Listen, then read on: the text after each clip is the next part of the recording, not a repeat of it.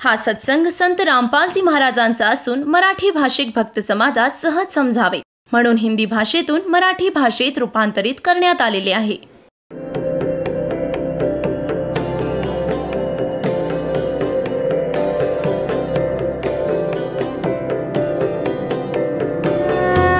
और ज्ञान सब ज्ञान डी कबीर ज्ञान सो ज्ञान और जैसे घोड़ा तोब कायम करता चले मैदान.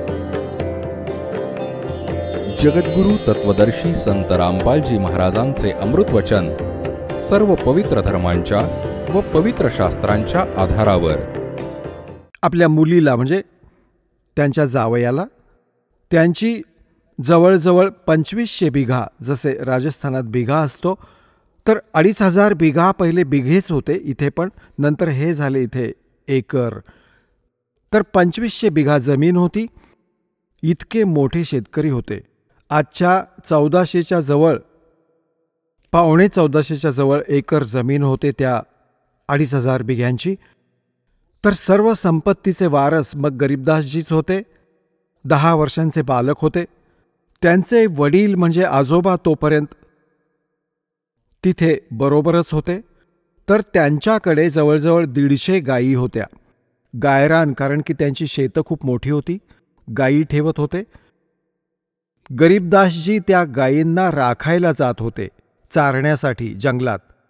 त्यांच्याबरोबर अन्य गावातले काही त्यांचे शेतकऱ्यांकडे जे भाड्यावर गुराखी होत असत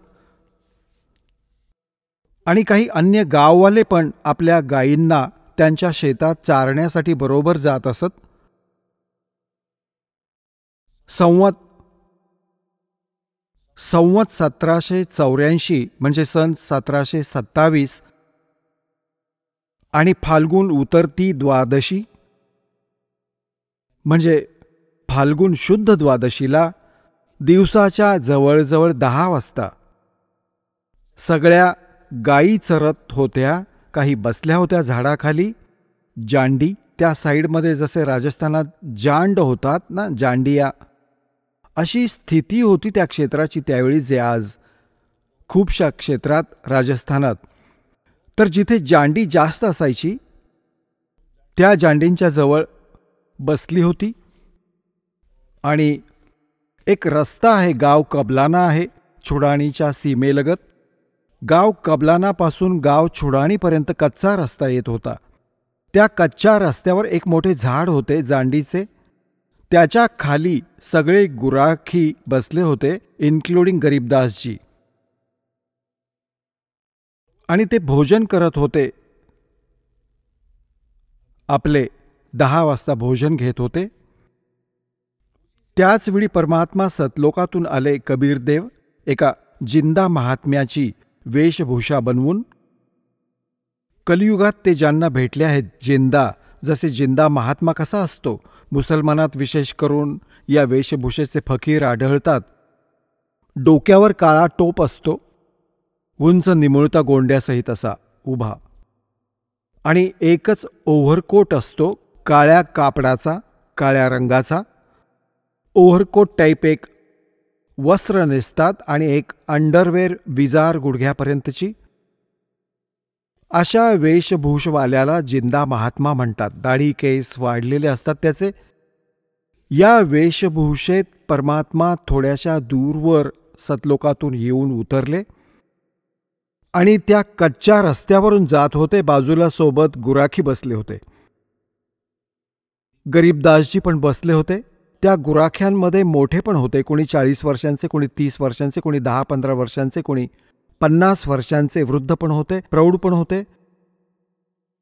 तर त्यात एक विशेषता होती, रस्त्यावर चालणाऱ्या साधू संतांचा आदर तर होताच होता, सामान्य व्यक्तीला पण विशेष रिगार्ड देत असत आणि प्रार्थना करत असत. या भोजन घ्या, दुरून चालत आला आहात, पायी चालत आहात, या महाराज बसा, भोजन घ्या. उभा राहिला एखादा भक्त आणि हात जोडले. परमात्मा आलेच यासाठी होते, बसले त्यांच्याजवळ. तेव्हा म्हटले की भोजन घ्या. परमात्म्याने म्हटले, कबीर परमेश्वराने, त्या परमक्षर ब्रह्मने, की बाबा भोजन तर मी करून आलो आहे माझ्या गावातून. गुराख्यांनी विचारले, तुमचं गाव कुठे आहे महाराज? तुमचा निवास कुठे आहे? की माझा निवास सतलोकात आहे. सतलोक नाव आहे माझ्या निवासाचं. आता त्यांनी विचार केला, असेल कोणतं तरी गाव, सतलोक नाव असेल त्याचं. तर महाराजजी भोजन घ्या. परमात्मा म्हणाले, भोजन नाही करणार, पोट भरून जेवण करून आलोय. दूध तर प्यावंच लागेल तुम्हाला. आमच्याकडे अशा गायी आहेत, आत्ता 5 मिनिटामध्ये दूध काढून देतो, अशा शांत गायी पण आहेत. तर परमात्मा म्हणाले, बाबा जर दूध प्यायला देत आहात तर कुमारी गायीचं दूध पितो मी. तर सगळे म्हणू लागले, बाबाजी तुझी दूध पिण्याची नियत नाहीये, तुम्ही तर चेष्टा करत आहात, उपहास करत आहात आमचा. तुम्हाला दूध प्यायचंच नाहीये. परमात्मा म्हणतात, पिऊ इच्छितो, काढा, कुमारी गायीचं दूध पितो मी बाबा. तर गरीबदासजी उभे राहिले. त्यांची प्रिय कालवड होती, जिला अजून बैलाने टच पण नव्हते केले. दूध प्यायचं आईचं तिनं सोडलं होतं. जवळजवळ 1 वर्षाचं वासरू गाय होती, 1 वर्षाची, 1.5 वर्षाची. तिच्या गळ्यात दोरी बांधली होती, तिला आणले पकडून आणि म्हटले, बघा महाराजजी, हिला वासरू तर नाहीये, दूध कसं देईल? परमात्मा म्हणाले, एखादं भांडं आणा, ज्यात दूध काढू, ही दूध देईल बाबा. आता तिथे एक मातीचं भांडं होतं, जसं पाणी प्यायला किंवा लस्सी प्यायला घेऊन जात असत, त्याला साफ करून ठेवलेलं होतं. तर त्याला म्हणाले की हे बघा ठेवलं भांडं. म्हटले त्याला परत धुवा. 1 वेळा चांगल्या तऱ्हेने परत धुतले, साफ केले. हिच्या खाली ठेवा, ह्या कालवडीच्या खाली. गरीबदासजी 10 वर्षांचा मुलगा पहिली तगडी होत असत, पकडून बसले आणि हसत आहेत, बघत आहेत बाबाजी कसे दूध काढतील. आता परमात्म्याने वासरू गायीच्या कमरेवर थाप मारली, लांब लांब आचळ झाले आणि दुधाची धार वाहू लागली. जेव्हा ते पात्र भरले, आपोआप दूध बंद झाले. गरीबदासजी आश्चर्यचकित की बाबाजी मोठे शक्तिवान आहेत. आता घ्या महाराजजी, मग प्या, तुम्हीच काढलेत. काही दूध परमात्म्याने प्यायले. मग गुराखी उपस्थित होते, छोटे मोठे जितके होते, ते त्यांना म्हणाले, घ्या बाळांनो प्या, हे दूध इथले नाहीये, माझ्या निवासाहून आले, सतलोकातून, अमृत आहे, हे प्या. ते गुराखी जे मोठे होते, समजदार मानत होते आपल्याला, ते म्हणू लागले, आम्ही नाही पिणार, जादूमंतरचे दूध आणि कुमारी गाईचे पाप लागेल आम्हाला. आणि तू उष्टे केलेस, काय माहीत तू कोणत्या जातीचा आहेस. ते तर उठून निघून गेले.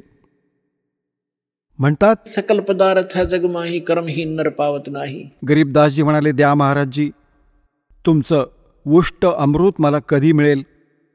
पुण्यात्म्यांनो, हा आहे तो पुण्यात्मा ज्यांच्यासाठी भगवान भटकत असतात. जे दृढ भक्त असतात त्यांचा स्वभाव वेगळा असतो, त्यांची लक्षणं वेगळी असतात. तर लगेच घटघट जितकं प्यायचं होतं तितकं प्यायलं व बाकीचं ठेवून दिलं. तर परमात्म्याने त्यांना ज्ञान समजावलं, सर्व कहाणी ऐकवली. मग मुलाला परमात्मा, तर त्या परमात्म्याला म्हटले मुलाने की भगवान, तुम्ही असे स्थान सांगत आहात, कारण की तिथे तर सर्व दुःखच दुःख होतं. जसं राजस्थान वाळवंट असं ते क्षेत्र होतं, ना कोणतं कालव्याचं साधन होतं, त्यावेळी दुःखच दुःख होते तिथे. कधी दुष्काळ पडत होता. तर परमात्म्याने सांगितले की माझे जे निवास आहे बेटा, तिथे अशी दुधाची नदी वाहते, तुपाची सरोवरेच सरोवरे आहेत, आणि तिथे काजू, किशमिश, सफरचंद, संत्रे, सदाबहार वृक्ष आहेत. तिथे कशाचा अभाव नाहीये. खूप सुंदर लोक आहे. आता बालक होता, प्रबळ इच्छा झाली की भगवान, काय तो लोक मी बघू शकतो का? परमात्मा म्हणाले, असे नाही बघू शकत, पहिले तुला मंत्र घ्यायला लागेल, माझा शिष्य बनायला लागेल, तेव्हा तू त्यात प्रवेश करू शकतोस. म्हणाले, मग बनवा. कसे बनवाल मला शिष्य? परमात्म्याने प्रथम मंत्र दिला आणि सांगितले, बाळा, आता तुला सतलोकात घेऊन जातो, माझे निवासस्थान दाखवून आणतो. त्याच्या आत्म्याला काढले, वरती घेऊन गेले. ब्रह्मा विष्णू महेशचे लोक दाखवले. धर्मराजाचा लोक दाखवला, जिथे बसून तो सगळ्यांचा न्याय करतो. 21 ब्रह्मांड काळाचे दाखवले. काळाची ती तप्तशिला दाखवली, जिथे 1,00,000 मानव शरीरधारी प्राण्यांना हा इथला भगवान भाजून खातो, ज्याच्यासाठी तुम्हाला इथे पाळून ठेवले आहे, थांबवून ठेवले आहे, फसवून ठेवले आहे, मूर्ख बनवून ठेवले आहे. आणि त्या काळाच्या डोक्यावर पाय ठेवून परमात्मा त्याला वर घेऊन गेले. क्षरपुरुष अक्षरपुरुषाचा लोक दाखवला, त्या परब्रह्मचे 21 ब्रह्मांड दाखवले. मग वर आपल्या सतलोकात 12वे द्वार पार करून सतलोकात पोहोचले गरीबदासजींना घेऊन. आता इथे काय लीला केली दात्याने? तिथे परमात्मा अन्य रूपात, त्याच चेहऱ्याने एक अन्य रूप सिंहासनावर विराजमान आहेत. डोक्यावर मुकुट आहे, जसा राजा घालतो. खूपच सुंदर मुकुट पांढऱ्या रंगाचा. वरती एक छत्र आहे, खूप सुंदर पांढऱ्या रंगाचे. खूप सुंदर सिंहासन, ज्यात हिरे मोती आणि लाल लावलेले होते. पांढऱ्या रंगाचे तो बसला आहे भगवान. परमात्मा सतलोकात बसलेल्या भगवानाच्या एका रोमकूपात करोड सूर्य करोड चंद्रमा मिळवावेत तितका प्रकाश आहे. तर त्याला साधी दृष्टी नाही बघू शकत, दिव्य दृष्टीनेच त्याला बघू शकतात.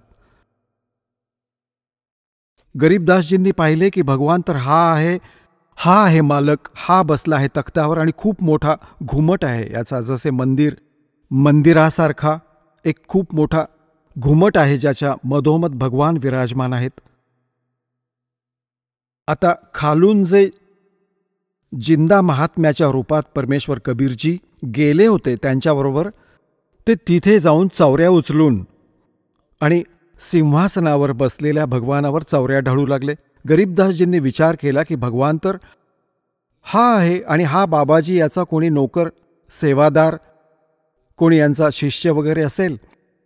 इतका विचार करतच होता, तितक्यात ते तेजोमय शरीरवाले भगवान उभे राहिले, सिंहासन सोडले आणि करबद्ध होऊन म्हणाले, भगवान ग्रहण करा आपले सिंहासन. आपल्या ॲब्सेन्समध्ये तुम्ही मला इथे बसवून गेला होतात.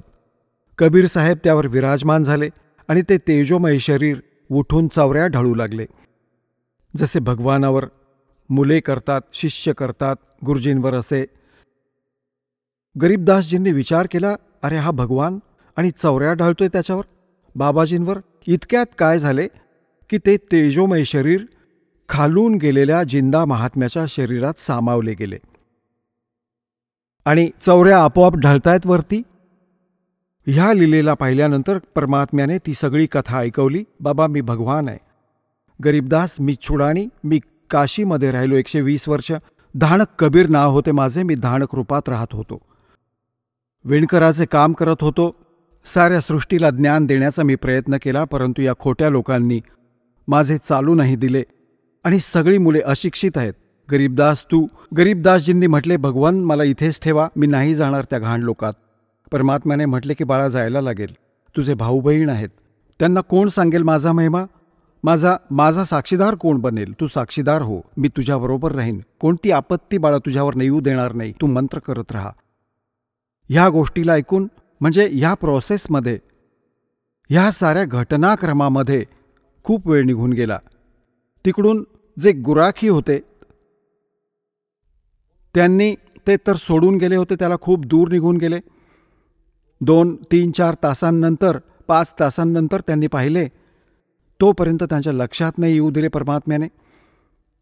त्यांनी म्हटले, अरे त्या मुलीचा मुलगा कुठे आहे? तो त्याचा नंबर आलाय गाई चारायचा. गुराखी काय करत असत? आपली वेळ टर्न लावत असत. 2 तास तू गायींच्या सोबत उभा राहा, आम्ही झोपतो झाडाखाली. तर त्याचा जेव्हा नंबर आला त्याला शोधले की अरे तो कुठे गेला. त्यांना वाटले की बाबाजीच्या जवळ बसला होता. त्याला उठवून बोलावून 2 जण बोलवायला गेले. ते शरीर असे बसले आहे आरामात आणि ते हाका मारत आहेत, अरे गरीबू. गरीबदास नाव होते महापुरुषाचे. गावात नाव बिघडवत असत, मग गरीबू म्हणत असत. गरीबू म्हणू लागले, अरे गरीबू ये, तुझा नंबर आला गाई चारायचा. जवळ येऊन म्हणू लागले, अरे भगतजी उभा राहा. त्यांना वाटले समाधी लावून बसलाय हा. आणि तो बसला, शरीर टिकले होते त्याचे. पकडून हलवू लागले, ए भगतजी उभा राहा. ते पडले तर डोळे उघडे होते, श्वास नाही. ते तर एकदम आश्चर्यचकित झाले. हाका मारल्या दुसऱ्या बरोबरच्यांना की गरीबू मेला, गरीबू मेला, पळत या. त्यांनी सांगितले की जा गावात सांगा, सर्व कथा ऐकवा की एका बाबाजींनी जंतर मंतरचे दूध पाजले त्यामुळे मेला तो. आता गावात पळत गेले. माता पित्यांचा एकटा पुत्र, तो पण 12 वर्ष लग्न झाल्यावर झाला होता लग्नानंतर. आणि त्याचा मृत्यू ऐकून दोघे अचेत झाले, बेशुद्ध झाले, चक्कर येऊन पडले. मग गावातले अन्य लोक, त्याचे आजोबा बरोबर अजून पण बरेचसे, ज्याने पण ऐकले ते जाऊ लागले शेताकडे. तिथून मुलाचे शव उचलून आणले. संध्याकाळ झाली. चितेवर ठेवले अंतिम संस्कार करण्यासाठी. तेव्हा परमात्म्याने म्हटले, बाळा लवकर जा, नाहीतर ते खराब करतील तुझ्या शरीराला. गरीबदासजींना सर्व दाखवले. तिथून सगळे दिसते इथले, अगदी मुंगी पण दिसते चालणारी. तिथे अशी दिव्यदृष्टी मिळते. गरीबदासजींना लगेच सोडले. जा बाळा स्पीडमध्ये. एका सेकंदाच्याही काही अंशात शरीरात आत्म्याने प्रवेश केला गरीबदास साहेबजींना. असे जसे चितेवर बसले होते, जसे बांधून नेतात ना, तिरडीवर बांधतात दोरी, कुठे पडू नयेत रस्त्यात, ते जसेच्या तसे ठेवलेच होते. इतक्यात उठले व ते बंधन आपोआप तुटले, मोकळे झाले. आणि उभे राहून 10 वर्षांचा बालक बघतो, तू कुठे आलायस, जसे सरप्राईज होते त्याला. त्याची भाषा बदलली, त्याचे विचार बदलले. वृद्धासारखे बोलू लागला आणि ही वाणी ऐकू लागला. आता ज्याच्याशी पण बोले ही अमरवाणी बोलून बोलत असे. गाववाले ह्या वाणीशी परिचित नव्हते आणि आपले आपण बोलत राहायचे कुठेही उभे राहून. मुलांमध्ये बसायचे, मुलांना ही कहाणी ऐकवायला लागायचे. अलल पंख अनुराग सुन मंडल रथीर, दास गरीब उधारिया सद्गुरु मिले कबीर. तर सगळं गाव त्याला म्हणू लागला, मुलगा वेडा झाला, वेडे वाकडे बोलत आहे, याची भाषा समजत नाही, वेडा झाला, मेंटल झाला हा. त्याला वेडा म्हणू लागले गावात. बावळा म्हणतात ना, वेडा, बावळा, त्याला बावळा म्हणू लागले.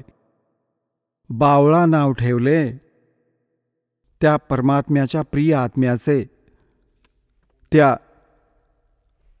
तत्वज्ञानहीन प्राण्यांनी. सांगतात, गरीबदास जी को भी बावड़ा बता के कर ले दुनिया सैनी का. आता जेव्हा गरीबदासजी 13 वर्षांचे झाले तेव्हा त्यांना हा संतोष झाला आईवडिलांना आणि गाववाल्यांना की बाबा काही हरकत नाही, वेडा तर झालाच आहे हा, तरी पण त्याची आई, ही मुलगी आपल्या या वेड्याला बघून त्याच्याबरोबर आपल्या जीवनात संतोष मानेल की ही मरणार नाही याच्या वियोगाने. कृपा आहे भगवानाची. जिवंत तर झाला, वेडा झाला तर झाला. यामध्ये 3 वर्ष निघून गेली. एक दादूपंथी, दादू जसे पण आपले महात्मा दादूजींचा उल्लेख केला दासाने की त्यांना पण भगवान भेटले होते. कबीर साहेब 7 वर्ष वय असताना, 7 वर्षांचे बालक होते तेव्हा ते. आणि त्यांना पण असे वनात, जसे गावाबाहेर थोडेसे जंगल असायचे, म्हणजे थोडे जंगल असायचे, त्याला वन म्हणायचे. तिथे मुलांबरोबर खेळत होता परमात्मा. जिंदा महात्म्याच्या रूपात आले. त्यांच्याशी पण ही चर्चा केली. आता परमात्म्याने आपल्या तांब्यात सतलोकातून अमृत आणले होते, ते ठेवले होते. तर बोलता बोलता ज्ञान ऐकू लागले. मुले मोठ्या इंटरेस्टने ऐकू लागली. दादूजींनी म्हटले, हे भगवान, तो लोक कसा आहे तुमचा, काय मी बघू शकतो? म्हटले, हो बाळा बघू शकतो, पण दीक्षा घ्यायला पाहिजे आधी. तर द्या मला दीक्षा. मंत्र ऐकवला. मग त्यानंतर एक पेय पदार्थ पाजायचा असतो, जसे आम्ही तुम्हाला मिसरी व जल पाजतो हे अमृत. अशा प्रकारे भगवानाने काय केले, त्या विड्याच्या पानावर पहिले तर अमृत स्वतः प्यायले, उष्टे केले आणि मग त्यातूनच विड्याच्या पानावर घातले. पान, जवळपास कोणते पानाचे झाड होते त्यावर हे असे घातले की घे बाळा, पिऊन घे. सगळी अन्य मुले पण बसली होती, त्यांना पण सांगितले, घ्या तुम्ही पण घ्या, अमृत आहे हे. ती तर उठून पळून गेली की नको बाबाजी देतोय, कसले पाणी देतोय, उष्टे केले तू. आता त्याने दादू साहेबजींनी, द्या भगवान तुमचे उष्टे कधी मिळेल, ते प्यायले. प्यायल्यानंतर परमात्म्याने म्हटले की तुला दाखवतो सतलोक, हो घेऊन चला. 3 दिवस आणि 3 रात्री दादूजींचे शरीर अचेत राहिले. श्वास संपले नव्हते, परंतु कोमामध्ये, आजकाल कोमामध्ये म्हणतात त्याला, आणि आत्म्याला घेऊन गेले परमात्मावरती. जशी गरीबदासजींच्या बरोबर लीला केली होती तशीच केली. आणि 3 दिवसांपर्यंत नातेवाईक गोळा झाले. ना मुलगा मरत आहे ना जगत आहे, हाहाकार माजलाय. गावाच्या आजूबाजूचे लोक जाणकार जमले. 3ऱ्या दिवशी शुद्ध आली आणि उभा राहून म्हणू लागला, ओहो, कुठे गेले ते भगवान? परमात्मा कुठे आहेत? वेड्यासारखा झाला आणि फिरू लागला इकडे तिकडे. तर कबीर साहेब सांगतात, राम योगी ना जीवे और जीवत बौड़ा हो. रामापासून वेगळे होऊन भगवानाच्या सुखाला पाहून माणूस एकतर जगणार नाही, जगला तर वेडा होईल. तर अशी दया त्या महापुरुषाची झाली. तर दादूसाहेबजी मोठे होत गेले. जेव्हा जेव्हा त्यांनी अमृतवाणी बोलली, तिथे त्यांच्या शिष्यांनी लिहिली. दादूसाहेबजींच्या आणि दादूसाहेबजींच्या ग्रंथात विद्यमान आहे ही वाणी. आता दादूजी काय सांगतात, थोडीशी महिमा परमात्म्याची दादूजींच्या शब्दात ऐकवतो. पुण्यात्म्यांनो, परमात्मा शब्द म्हणताच पाप कमी व्हायला लागतात जीवाचे. परंतु जो परमात्मा आहे त्याला उद्देश बनवून त्याला परमात्मा म्हटले जावे. आता जसे आपण तहसीलदाराला प्रधानमंत्री म्हणू लागलो आणि त्याच्यासमोर ॲप्लिकेशन ठेवले, प्रधानमंत्रींच्या स्तराचं काम आणि त्या तहसीलदाराच्या समोर ठेवलं, जरी प्रधानमंत्री म्हणाले, कितीही विनवणी केली तरी तो काम नाही करू शकणार. तर प्रधानमंत्र्यांचाच उद्देश घेऊन त्याच्यासमोर अर्ज ठेवू, तेव्हा ते काम होईल. आता काय सांगतात दादूसाहेबजींनी कसे गुण गायले आहेत. जो जो शरण कबीर के वो तिर्गे अंत अपारे. दादू गुण के ता कहूँ भाई कहत न आवे वार. कहत न पावे पार. कबीर करता आप है दूजा ना कोई. दादू पूर्ण जगत को भक्ति दृढ़ावत सोए. ठिका पूरा होए जब सब कोई तजे शरीर. दादू काल पकड़े नहीं जपे जो नाम कबीर. आदमी की आयु घटे तब जम घेरे आए. स्मरण किया कबीर का दादू लिया बचाए. मेट दिए अपराध सब आए मिले छन माही. दादू संग ले गए कबीर चरण की छाई. सेवक देव निज चरण का दादू अपना जान. भृंगी सत कबीर ने कीन्या आप समाने. दादू अंतर्गत सदा छिन छिन सुमरण ध्याने. वारू नाम कबीर पर पल पल मेरे पराणे. सुन सुन साख कबीर की यू काल नवावे माथे. धन धन तीनों लोक में दादू जोड़े हाथ. केरी नाम कबीर का विखम काल गजराज. दादू भजन प्रताप से ये भाग्य सुनत आवाज. पल एक नाम कबीर का दादू मन चित लाए. अस्थि के असवार को ये स्वान काल ना खाए. सुमरत नाम कबीर का कटे काल की पीरे. दादू दिन दिन ऊंचा होए फिर परमानंद सुख सीरे. दादू नाम कबीर की जय कोई लेवे ओटे. तिनको कबू लागे नहीं ये काल बजर की चोटे. और संत सब कूपे हैं केते झरीता नीर. दादू अगम अपार है ये दरिया सत कबीर. अब ही तेरी सब मिटे ये जन्म मरण की पीर. श्वास उश्वास सोमर ले दादू नाम कबीर. कोई सरगुण में रीझ रहा कोई निर्गुण ठहरोवे. दादू गति कबीर की मोह से कही ना जावे. दादू नाम कबीर का सुन के कांपे काले. नाम भरोसे जो चले होए नवा का वाले. जिनमो को निज नाम दिया सोए सतगुर हमारे, दादू दूसरा कोई नहीं ये कबीर सिरजनहारे। आता काय सांगितले दादूजींनी? कारण की गरीबदासजींचा महिमा चालू आहे, थोडीशी यासाठी हिंट द्यावी लागेल. याच्या पुढे लिंक आहे याची. दादू साहेबजी काय सांगतात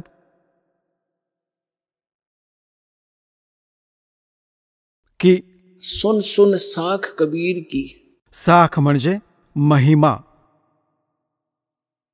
परमात्म्याचे सामर्थ्य. ऐक ऐक जसे जसे परमात्म्याचा महिमा जिथे चालू आहे, तर काळ पण डोकं ठेवेल, कारण तो तर समर्थ आहे. हा काळ इथला भगवान जो आहे, जो भगवानाचा महिमा कुठे होत असेल, सच्चाई सत महिमा ऐकवला जातो, तर काळ पण नाक रगडेल, डोकं टेकवेल की भगवान तर समर्थच आहे. तो कबीर तर पूर्ण परमात्मा आहे. तो सुन सुन साख कबीर की, काल नेवावे माथ, झुकवेल डोकं, और धन हो तीनों लोक में दादू जोड़े हाथ. मग बघा कशी तुलना केली आहे. केरी नाम कबीर का और विखम काल गजराज, दादू भजन प्रताप से यू भाग्य सुनत आवाज. आता 21 ब्रह्मांडांचा स्वामी आहे. श्रीमद भगवत गीता अध्याय नंबर 15च्या श्लोक नंबर 18 गीता ज्ञानदाता हा ब्रह्म आहे, काळ आहे. हा स्वतः म्हणतो की माझ्या अंतर्गत जितके पण प्राणी आहेत त्यापेक्षा मी उत्तम आहे, श्रेष्ठ आहे, त्यापेक्षा तगडा आहे मी. त्यामुळे मी लोकवेदाच्या आधाराने पुरुषोत्तम प्रसिद्ध होत आहे. मी कारण की जितके पण याच्या अंतर्गत प्राणी आहेत काळाचे, हा त्यांच्याहून तगडा आहे. हा 1000 कलांचा ब्रह्मा विष्णू महेश, हे विष्णूजी 16 कलांचे, आणि हा 4 भुजांचा, तो 1000 भुजांचा. म्हणजे यांच्यात इथल्या प्राण्यात ब्रह्मा विष्णू महेश आमच्यापेक्षा सगळ्यात तगडे शक्तिशाली आहेत. यापेक्षाही तो कितीतरी पट शक्तिशाली आहे. तर ही कोणती छोटी शक्ती नाहीये. सांगायचा भाव हा आहे. तर इथे दादूजी सांगू इच्छितात की केरी नाम कबीर का. केरी म्हणजे बब्बर शेर. आणि बब्बर शेर कुठे डरकाळी फोडत असेल आणि हत्ती आसपास फिरत असेल, हत्ती इतका भयभीत होतो, लीद करतो, तो मल विसर्जित करतो, एकदम इतका घाबरतो, तो पळून जायचा विचार करतो, कसा जीव वाचेल माझा. तर इथे सांगायचा भाव हा आहे की हत्ती कोणी छोटा प्राणी नाहीये, इतर प्राण्यांपेक्षा तगडा आहे. परंतु त्या बब्बर शेरच्या पुढे तो पण फेल आहे. त्यासमोर त्याचे कोणते अस्तित्व नाहीये. दादू साहेबजी हे सांगू इच्छितात की केरी नाम कबीर है. परमात्म्याचा जो सत्मंत्र आहे, आणि कबीर साहेबांना असे समजा जसे बब्बर शेर आहेत, आणि काळ पण छोटा नाहीये. विषम काल गजराज. गजराज म्हणजे हत्तींचा राजा, हत्तीतला पण तगडा हत्ती समजा. परंतु दादू भजन प्रताप से ये भाग्य सुनत आवाज. नामाचे सुमरण, जे सतनाम आपल्याला दिले जाईल ते रामाचे नाम आहे. राम राम कोणता मंत्र नाहीये. रामाचे नाम म्हणजे ज्याने तो राम प्राप्त होईल ते नाम, ते 2 अक्षरांचे आहे. सतनाम ज्यात ओम मंत्र आहे, एक तुम्हाला गुप्त आहे, तत्शब्द तो दिला जातो. पुढे काय सांगतात? पल एक नाम कबीर का. जी परमेश्वर कबीरजींनी जी सत्साधना सांगितली आहे, ती एक क्षण पण जर ज्यांनी सत्साधनेची भक्ती करून ठेवली असेल, पल एक नाम कबीर का दादू मन चितलावे, अस्थि के असवार को स्वान काल नहीं खावे. आता बघा, या महापुरुषांच्या वाणीला समजणे कोणत्या बालकाच्या क्षमतेची गोष्ट नाहीये. हे महापुरुष शेखी मिरवीत, दादूपंथी, कबीरपंथी, गरीबदासपंथी, कोणाला कख माहिती नाही यांच्या वाणीचं, हे समजू नाही शकले यांना. आता इथे कसे पहिले तर तुलना केली की परमात्म्याला तर केरी बब्बर शेर समजा, आणि हत्ती पण छोटा नाहीये, परंतु याच्या समोर हत्तीचे कोणतेच अस्तित्व नाहीये बब्बर शेरच्या समोर. तर आपले समर्थ भगवान इतके शक्तिशाली आहेत या काळाच्या तुलनेत. आता पुढे काय सांगतात की तुम्ही ज्यांनी कबीर परमात्म्याची शरण घेतली, तुम्ही बसलात हत्तीवर. आणि या काळाला म्हणत आहेत, काळाला समजा डॉग, कुत्रा. हत्तीवर बसलेल्या व्यक्तीला हा कुत्रा त्रास नाही देऊ शकत कोणत्याही परिस्थितीत. जर हत्तीवर बसून राहिलात आणि खाली उतरलात तर लचके तोडेल तो. जर परमात्म्याची शरण सोडली तर काळ तर खाईलच खाईल. तो तर तयार बसलाय, जसे हत्तीवर मनुष्य बसला आहे आणि कुत्रे भुंकत राहतात. कारण की हे सांगू इच्छितात दादूसाहेबजी, तुम्ही भगवानाला शरण आल्यानंतर या काळाच्या रीचपासून पोहोचण्यापासून इतके बाहेर होत जातात, जसे की काळाला समजा एक मग कुत्रा, तुम्ही बसलात हत्तीवर, हे तुम्हाला कोणत्याही प्रकारे त्रास नाही देऊ शकत, जवळ पण नाही येऊ शकत. इतके तुम्ही इतके सुरक्षित व्हाल या कबीर भगवानाच्या शरणात. तर इथे काय सांगतात, पल एक नाम कबीर का दादू मन चित लावे,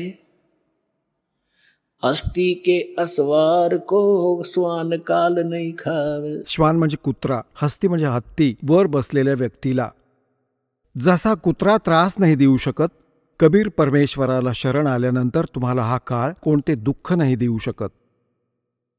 सुमरत नाम कबीर का कटे काल की पीरे, दादू दिन दिन ऊंचा होवे फिर परमानंद सुखशीर. कबीर साहेबांचे नाम ज्याला मिळाले आणि मर्यादेने चालत राहिला, दररोज अन्य व्यक्तींपेक्षा उजळत जाईल भक्तीने. हळूहळू वेगळे होऊन जातील. काही दिवसात समाजापासून वेगळे घर होईल तुमचे. आणि मग परमानंद सुखशीर, परमानंद, परम आनंद. जसे गीता अध्याय नंबर 18 श्लोक नंबर 62 मध्ये सांगितले की अर्जुन, तू सर्व भावाने त्या परमेश्वराला शरण जा, ज्याच्या कृपेनेच तू परम शांती म्हणजे परमानंदाला प्राप्त होशील आणि त्या शाश्वत स्थानाला प्राप्त होशील. तर इथे दादूसाहेबजी तेच सांगत आहेत के सुमरत नाम कबीर का कटे काल की पीर, दादू दिन दिन ऊंचा होवे फिर परमानंद सुखशीर. दादू नाम कबीर की जय कोई लेवे ओटे, तिनको कभू लागे नहीं ये काल कर्म की चोटे. काळाचे वज्र, जसा कोणाचा मुलगा मारला, कोणाची मुलगी विधवा केली, कोणाचा पाय कापला, कोणाला कॅन्सर झाला, सांगतात की हे काळाचे वज्र आहेत, हे काळाचे सुरे आहेत, हत्यार आहेत. हे तुम्हाला त्रास देण्यासाठी सांगतात की काळाच्या वज्राची जखम तुमच्यावर परिणाम नाही करणार. तुम्ही इतके सुरक्षित व्हाल. और संत सब कूप केते दरिता नीरे, दादू अगम अपार है वो दरिया सत्य कबीर. महापुरुषांची वाणी बघा पुण्यात्म्यांनो, गदगद आत्मा होऊन जातो. आता ज्यांना हे नकली आचार्य व शंकराचार्य व मंडलेश्वर महर्षी असे म्हणायचे की ते तर न शिकलेले होते, अशिक्षित होते, मूर्खांची भाषा आहे त्यांच्या ग्रंथात. यात कशी वेगळी तुलना केली आहे की और संत सब कूप हैं. जसे दासाने परमात्म्याची परिभाषा सांगितली, तहसीलदार पण साहेब आहे, त्याची जितकी शक्ती आहे तितकाच मालक आहे. डेप्युटी कमिशनर, कमिशनर पण साहेब आहे. मंत्री, प्रधानमंत्री, मुख्यमंत्री हे सगळे साहेब आहेत. तर इथे हीच तुलना केली आहे की दुसरे संत, जसे तुम्ही ऐकता की त्या गावात एक बाबा होता, त्याने असे केले, एकाने असे केले, छोटे मोठे सांगतात, हे पण आपली शक्ती ठेवतात, परंतु ते कंप्लीट नाही आहेत. त्याने सर्व लाभ नाही होऊ शकत. तुमची तहसीलदाराशी मित्रता आहे तर एक रजिस्ट्री करू शकता. वर्ष, 6 महिने, 2 वर्ष, 10 वर्ष, 50 वर्षात एकच काम करून घेऊ शकाल बाकी.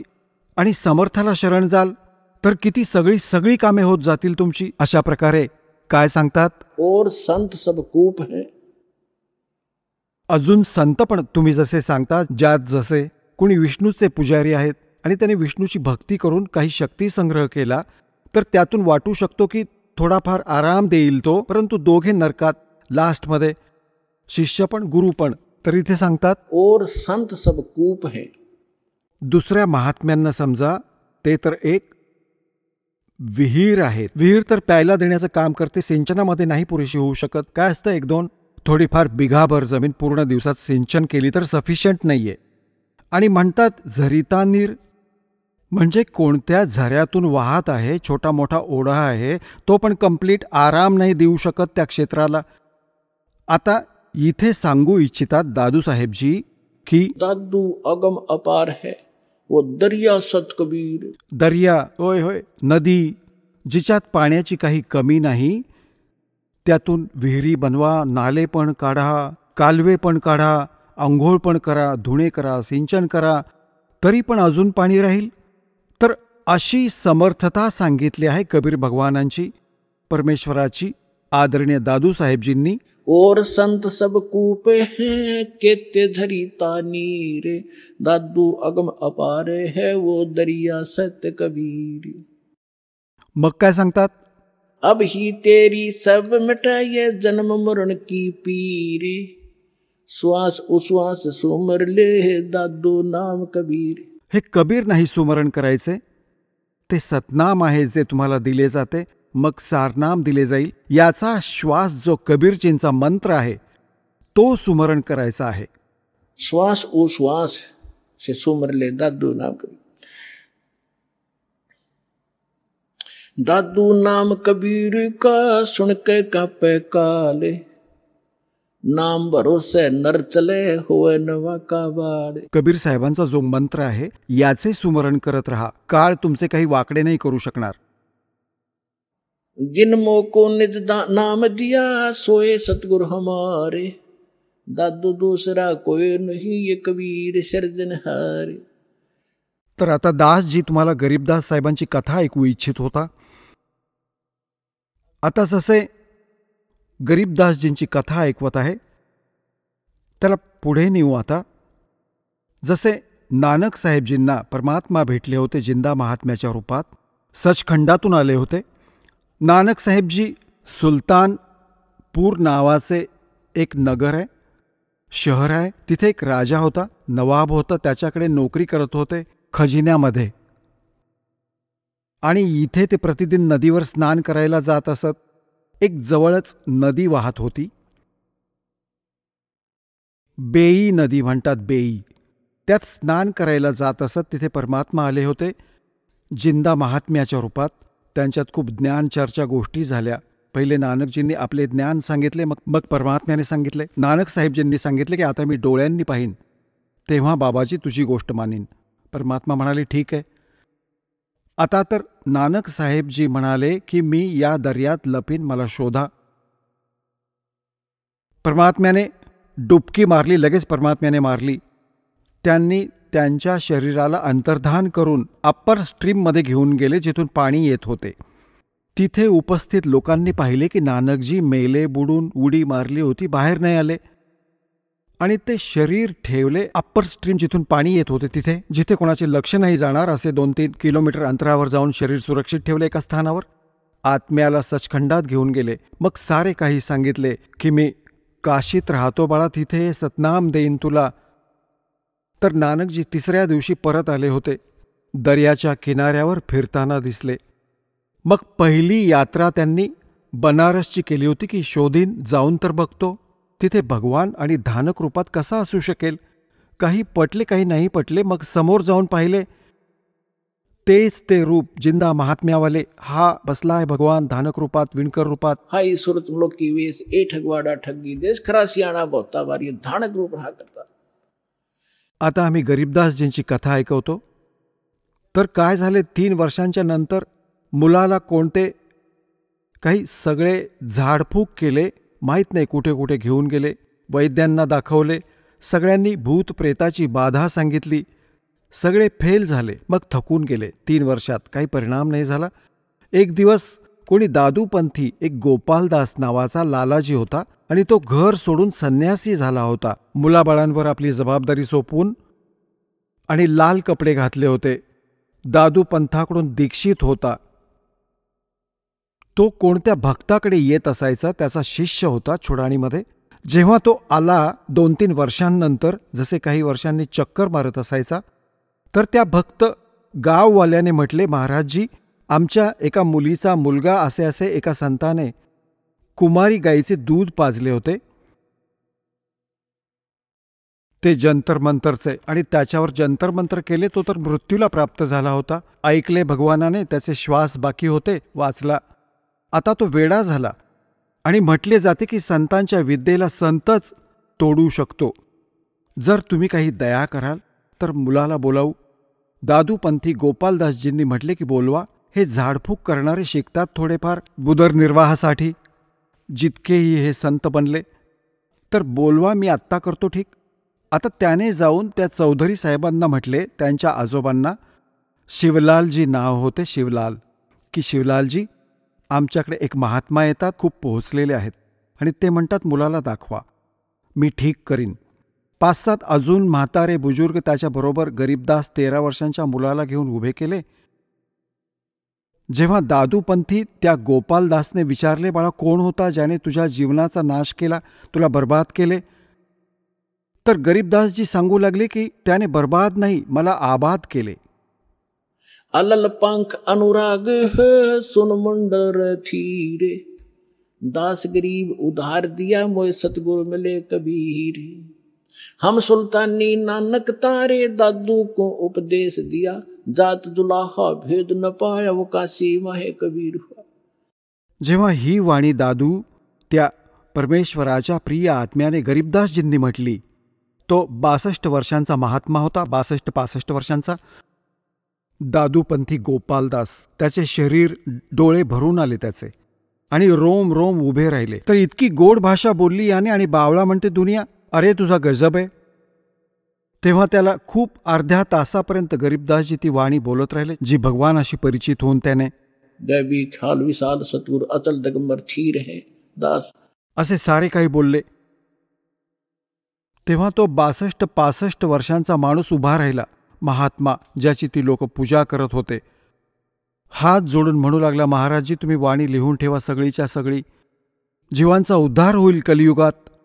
परमात्मा गरीबदासजींना हेच हवे होते की कोणत्याही प्रकारे लिहिणारा मिळेल मला, परंतु हा उद्या पळून जाईल, 2 दिवसात थोडेफार लिहून, मला तर खूप काही लिहून घ्यायचं आहे. त्याला दृढ करण्यासाठी उठून चालू लागले गरीबदासजी आणि त्यांच्याशी बोलले नाहीत. मग आता त्या लोकांनी विचार केला की हा 65 वर्षांचा माणूस एका 13 वर्षाच्या मुलासमोर हात जोडून बसला.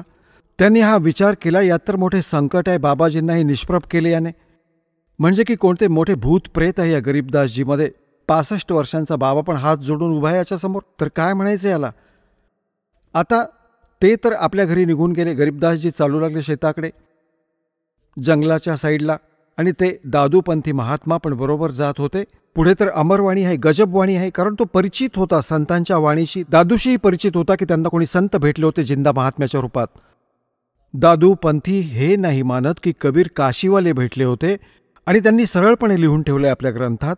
या सगळ्यांच्या बुद्धीवर दगड पडले आहेत. 3ऱ्या दिवशी गरीबदासजींनी म्हटले की बाबाजी म्हणणे ऐक, जर सगळे लिहिणार असशील, जितके मी लिहायला सांगेन तर मी लिहायला सांगेन, नाहीतर जा तुझ्या घरी.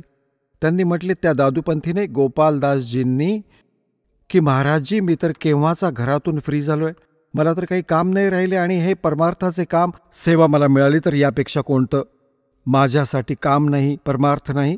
तर गरीबदासजींचा एक, त्यांच्याच आजोबांची एक बोराची बाग होती, बोरे, बडबेरी म्हणतात. त्यात एक जांडीचे झाड होते खूप मोठे.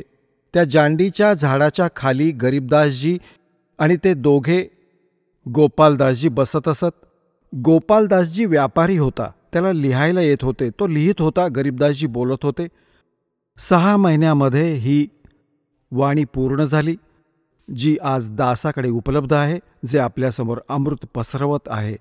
तर या सगळ्या गोष्टीतून हे सिद्ध झाले की आपले सद्ग्रंथ सांगतात आणि डोळ्यांनी बघितलेला संत सांगतो की धाणक रूप रहा करतार अनंत कोट. गरीबदासजींनी सांगितले, अनंत कोट ब्रह्मांडे का एक रती नहीं भारे, सतगुरु पुरुष कबीर है ये कुल के सर्जनहारे. तर आजचा जो विषय होता की परमात्मा कोण आहे, कसा आहे, कोणी पाहिला आहे, हा सत्संग पूर्ण झाला. चला आता आपण त्या श्रद्धाळूंचे अनुभव जाणून घेऊयात, ज्यांनी जगद्गुरु तत्वदर्शी संत रामपालजी महाराजांकडून नामदीक्षा प्राप्त केलेली आहे, तसेच त्यांच्याद्वारे सांगितलेल्या भक्ती मार्गावर चालत आहेत. नमस्कार. नमस्कार. आपलं नाव? चेतन दशरथ शेंडे. आपण कुठून आलात? मी द्वारकानगर, नागपूर, महाराष्ट्र. आपला व्यवसाय काय आहे? सर, माझं ट्रान्सपोर्टचा व्यवसाय आहे. संत रामपालजी महाराजांची गुरुदीक्षा आपण कधी घेतली? 17 जुलै 2010ला मी संत रामपालजी महाराजांकडून नामदीक्षा घेतली. संत रामपालजी महाराजांची गुरुदीक्षा घेण्या अगोदर आपण व आपला परिवार कोणती भक्ती साधना करत होतात? याच्या आधी बालपणापासूनच घरी ब्रह्मा विष्णू महेश आणि सर्व देवी देवतांची भक्ती परिवारामध्ये होती. सोबतच मला भजनांचा खूप आनंद होता.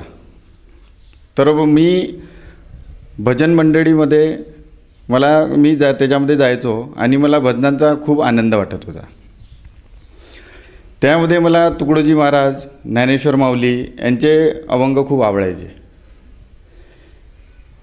आणि यांच्या अभंगांमधून मला बराचसा म्हणजे खूप असं ज्ञान मिळत होतं आणि प्रश्नही निर्माण होत होते. जसं तुकडोजी महाराज म्हणायचे, मातीचं देव त्याला पाण्याचं भेव, लाकडाचं देव त्याला अग्नीचं भेव, देव अशानं भेटायचा नाव, देव बाजारचा भाजीपाला नाही हो. परंतु प्रश्न निर्माण व्हायचे. गणपतीची मूर्ती बसवली आणि त्याच्यासमोरच आम्ही हे भजन म्हणायचो आणि तुकडोजी महाराज सांगते की मातीचे देव त्याला पाण्याचं भेव. मग प्रश्न निर्माण व्हायचे, हे कसं, संत काय सांगत आहे?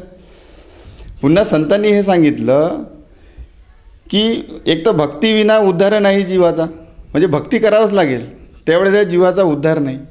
पुन्हा यांनी आपल्या अभंगांमध्ये सांगितलं की ऐसा करावा सद्गुरुरा, जेथे वसेल शुद्ध भाव, जो करील पार नाव सतशिष्याची. म्हणजे एवढं कळलेलं होतं की बिना गुरुशिवाय वास्तविक भक्ती मिळू शकत नाही. मग त्याच्यानंतर एवढं ठरलं की गुरु करायचं. मग मनात ठाणलं की नाही, आपण हे गुरु करायला पाहिजे. मग बऱ्याचशा संतांचे मग सत्संग ऐकले.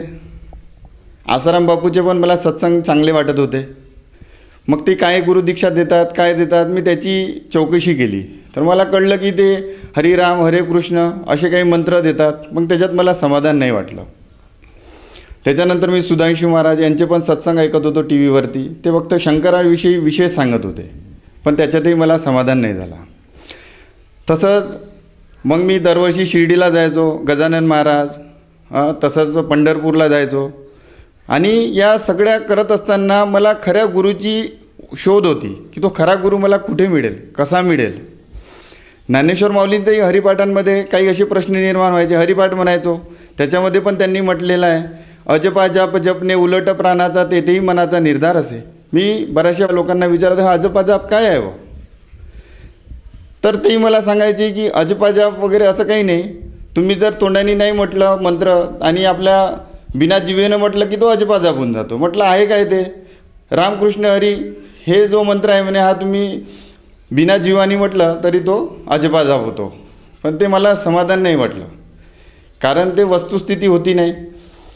मग असं शोधता मी बरेचसे गुरु करायचा या उद्देशाने सगळीकडे शोध घेतला, परंतु प्रत्येक ठिकाणी मला निराशा भेटत गेली. मग मनामध्ये असं वाटलं की परमेश्वरा, जर या विश्वामध्ये जर तू आहे, तू या विश्वाला पूर्ण बनवलेला आहे, तर माझी एक प्रार्थना आहे तुला की खरा जो सद्गुरू आहे तो मला भेटला पाहिजे आणि तोच तू शोधून देशील. आणि जोपर्यंत मला तो सद्गुरू मिळणार नाही तोपर्यंत मी तुझ्या कोणत्याच यात्रेला येणार नाही, कधी शिर्डीला जाणार नाही, हे मी नाम ठाम ठरवून ठेवलं होतं. सर, जसं तुम्ही सांगत आहात की पूर्वीपासूनच तुम्ही भक्ती मार्गात होतात, तुम्हाला भजनाची आवड होती, कीर्तनाची आवड होती आणि परमेश्वर प्राप्तीसाठी जे मार्ग अवलंबायला पाहिजे ते मार्ग तुम्ही अवलंबित होते.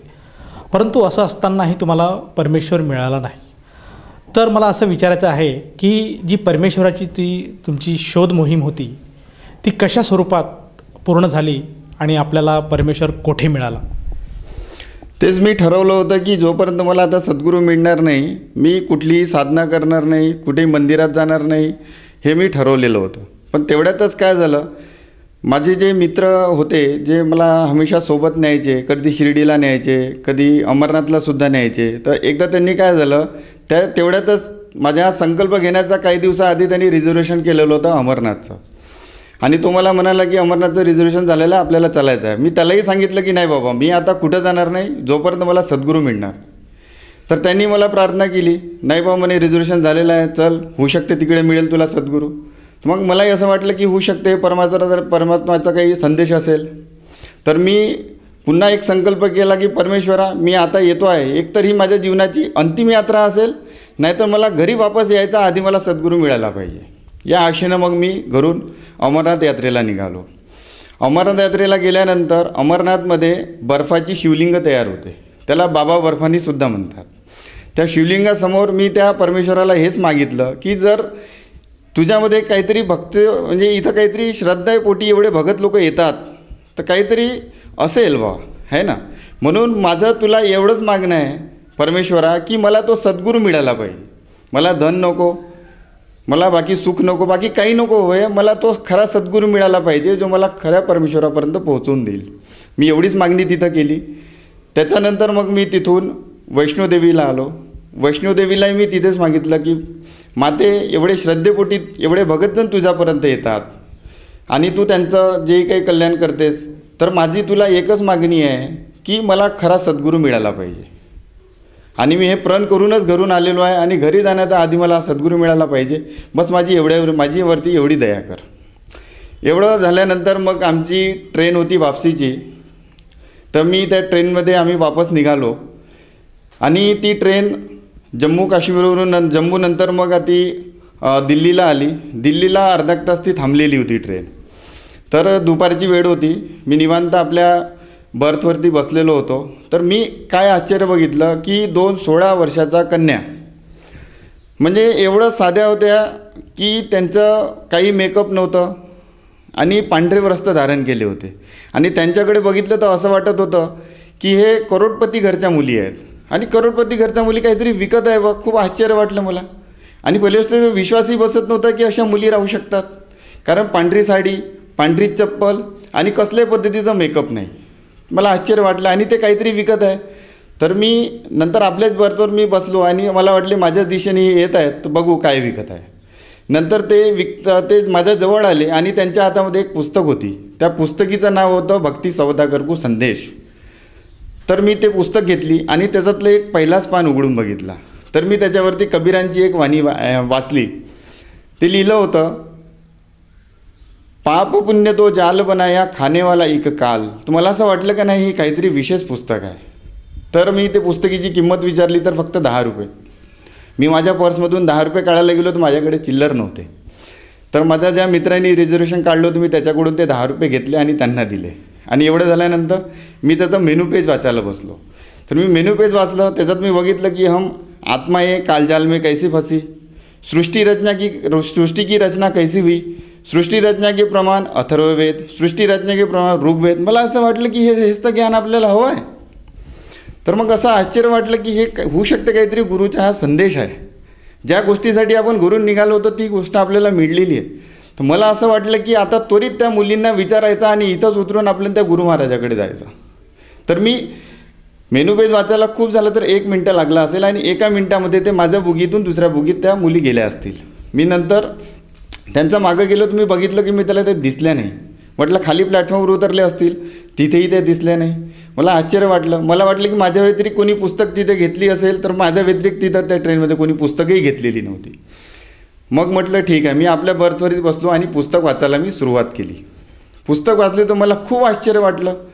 हे काय, ब्रह्मा विष्णू महेशाच्या वरती कोणीतरी ब्रह्म आहे, ब्रह्माच्या वरती परब्रह्म, त्याच्यावरती पूर्ण ब्रह्म. हे जेव्हा सत्य मी बघितलं मला खूप आश्चर्य वाटलं आणि थोडासा अविश्वासारखंही वाटत होता. असं कसं असू शकते? एवढ्या वर्षापासून आपल्याला जे साधना सांगण्यात आलेली आहे ती आपण करतो आणि हे काही वेगळंच ज्ञान आपल्याला इथं मिळत आहे. पण नंतर तिथे जे प्रमाण होते ते गीतेचे प्रमाण, त्यामुळे विश्वासही वाटत होतं. कबीर साहेबांची वाणीचं प्रमाण होतं, आणखी विश्वास वाटत होता. तसंच 15व्या अध्यायामध्ये तिथे विश्लेषण दिलं होतं की हा एक संसाररूपी वृक्ष आहे आणि हा उलटा बीजा हुआ वृक्ष आहे आणि त्याची जे जड आहे तो हा पूर्ण ब्रह्म आहे, जो तना आहे हा परब्रह्म आहे, त्याची जे छोटी डार निघाली हा अक्षरपुरुष आहे आणि त्याच्यानंतर ब्रह्मा विष्णू महेश आणि नंतर हा 5 रूप संसार आहे. कबीरांची वाणीसुद्धा होती तिथे, अक्षरपुरुष के पेड़ आहे, निरंजन वाकी डार, तीनो देवा शाखा आहे भी 5 रूप संसार. म्हणून विश्वासही वाटत होता. असं करता करता मी सतत ती पुस्तक वाचली आणि सकाळचे 4 वाजले, भोपाळला ट्रेन पोहोचली होती. 4 वाजेपर्यंत मी कंटिन्यू ती पुस्तक वाचली. त्याच्यानंतर नागपूरला पोहोचलो. नागपूरला 10-10:30ला ती ट्रेन पोहोचली. नागपूरला पोहोचताबरोबर बसमध्ये बसलो, घरी आलो. घरी येताबरोबर मी गीता उघडून बघितली. पटकन गीता उघडली आणि मी बघितलं की तिथे 15व्या अध्यायामध्ये खरंच असं आहे का, तर तसंच बघितलं. तिथं लिहिलं होतं ऊर्ध्व मूलं मधुशाखम. मला खूप आश्चर्य वाटलं की परमेश्वरा एवढं अनमोल ज्ञान हे कुठं लपलेलं होतं. मला खूप आनंद झाला आणि नंतर त्या पुस्तकीवरचे जे दिलेले नंबर होते तिथे मी संपर्क केला आणि त्यांना कॉल केलं आणि मग त्यांनी मला सांगितले की बरवाला या ठिकाणी हरियाणामध्ये बरवाला हा एक आश्रम आहे, इथे गुरुजी नामदीक्षा देतात. आणि मग मी तिथे जाऊन मी नामदीक्षा घेतली. सर, जसं तुम्ही सांगत आहात की संत रामपालजी महाराजांचे लिखित जे पुस्तक आपण वाचलं, त्या पुस्तकातनं आपल्याला जो एक संदेश मिळाला की परमेश्वर कोण आहे आणि सद्भक्ती काय आहे, आणि त्या संदेशाद्वारे आपण संत रामपालजी महाराजांची गुरुदीक्षा घेतली. तर या गुरुदीक्षे घेतल्यानंतर ही गुरुदीक्षा आपण जेव्हा स्वीकारली आणि सतसाधना केली, त्यामुळे आपल्याला व आपल्या परिवाराला काय काय लाभ प्राप्त झालेत? ही गुरुदीक्षा घेतल्यानंतर मी घरी सगळ्यांना सांगितलं की ही वास्तविक गुरुभक्ती ही अशी आहे आणि संत रामपालजी महाराज हे तत्वदर्शी संत आहेत. सगळ्या सद्ग्रंथामधून हे वास्तविक सांगतात की तो पूर्ण ब्रह्म, तो परमेश्वर कोण आहे. मी घरच्यांना सांगितलं पण घरचे काही ऐकायला माझे तयारच नव्हते, कारण ते ऑलरेडी पारंपरिक भक्तीमध्ये रंगलेले होते, त्यांनीसुद्धा गुरु केलेले होते इतरांना. तर ते हे गोष्ट माझी ऐकायलाच तयार नव्हते. तर मी मग हळूहळू त्यांना गुरुजीचे सत्संग ऐकायला लावले. काही दिवसांनी मग त्यांनीसुद्धा नामदीक्षा घेतली. त्याच्यानंतर बरेचशा संतांचे जे प्रश्न जे मला त्यावेळेस निर्माण व्हायचे त्याच्या उलगडानंतर झाला जेव्हा गुरुजींकडून मी नामदीक्षा घेतली. तशाच प्रकारे जसं ज्ञानेश्वर माऊलींनीसुद्धा मुक्ताबाई एक सनद अशी एक पुस्तक आहे, ती मी वाचली होती. त्याच्यामध्ये त्यांनी म्हटलेलं आहे की हेची गृह्य ज्ञान नामदेवा लाभले कबीराने कथिले चारियुगी. म्हणजे तेव्हा असं आश्चर्य वाटत होतं की बघा हे कितीतरी अनमोल म्हणजे ज्ञान हे ऑलरेडी आपल्या संतांनीसुद्धा सांगून ठेवलेलं आहे. तर मग अशा प्रकारे मग याच्यामुळे मला खूप लाभ झाला भक्तीमध्ये. आणि सगळ्यात महत्त्वाचं म्हणजे मला तो पूर्ण परमेश्वर मिळाला आणि तो मार्ग मिळाला ज्या मार्गामुळे मला मोक्ष प्राप्त होईल. सर, जसं तुम्ही सांगत आहात की संत रामपालजी महाराजांच्या साधनेमुळे आपल्याला तत्त्वज्ञान कळालं आणि मुक्तीचा मार्ग मिळाला. तर या अनुषंगाने आपले जे सहकारी आहेत किंवा जो मित्रपरिवार आहे, तसेच जे श्रोतावर्ग आज आपल्याला बघत आहेत, त्यांना आपण काय संदेश द्याल? संदेश तर नाही, पण मी सगळ्या भक्त समुदायाला मी प्रार्थना करू शकतो आणि सगळ्या समाज भावबांधवांना माझी प्रार्थना आहे की संत रामपालजी महाराज यांनी 6 शास्त्र, 18 पुराण, 4 वेद, भागवद्गीता, कुराण शरीफ, बायबल या सर्व सद्ग्रंथामध्ये प्रमाणित करून सांगितलेलं आहे. हु is God, Kabir is God, हे सगळं शास्त्रांमध्ये त्यांनी प्रमाणित ज्ञान करून सांगितलेलं आहे. म्हणून आता हे जे जीवन आहे हे आपलं उन्हा नको होऊ द्या, याला वाया नको जाऊ द्या आणि त्वरित जेवढ्यात लवकरात लवकर होईल तुम्ही संत रामपालजी महाराजांच्या शरणमध्ये येऊन त्या पूर्ण परमेश्वराची भक्ती करा, हीच माझी सगळ्या भावांना प्रार्थना आहे. सर, जर कोण्या व्यक्तीला संत रामपालजी महाराजांची नामदीक्षा किंवा गुरुमंत्र घ्यावायचा असेल तर ती व्यक्ती गुरुदीक्षा कशी घेऊ शकेल? बऱ्याचशा चॅनलवरती गुरुजींचे सत्संग येत असतात. त्या सत्संगामध्ये खाली नाम म्हणजे मोबाईल नंबर तिथे पट्टीवरती येत असतात. त्या मोबाईल नंबरवरती संपर्क करून आपल्या जवळचा नामदान केंद्राचा पत्ता आपण घेऊ शकतो आणि तिथून आपल्याला निःशुल्क नामदान मिळेल, तिथून नामदान घ्यावे. धन्यवाद. सत साहेब.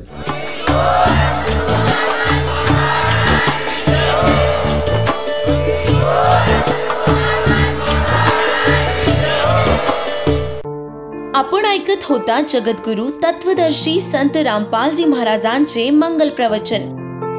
निःशुल्क नामदीक्षा प्राप्त करण्यासाठी आणि अधिक माहितीसाठी संपर्क करा 7030303951 7030303952. आमची वेबसाईट आहे www.jagadgururampalji.org. सर्व पवित्र धर्मांच्या पवित्र शास्त्रांवर आधारित प्रमाणित अनमोल पुस्तक ज्ञानगंगा किंवा जगण्याचा मार्ग यापैकी कोणतेही एक पुस्तक निःशुल्क मागविण्यासाठी आम्हाला आपले पूर्ण नाव, पूर्ण पत्ता, पिनकोड सहित आणि फोन नंबर लिहून 7030303951 7030303952 या नंबरावर SMS करू शकता किंवा आम्हाला 7030303950 या नंबरावर WhatsApp देखील करू शकता.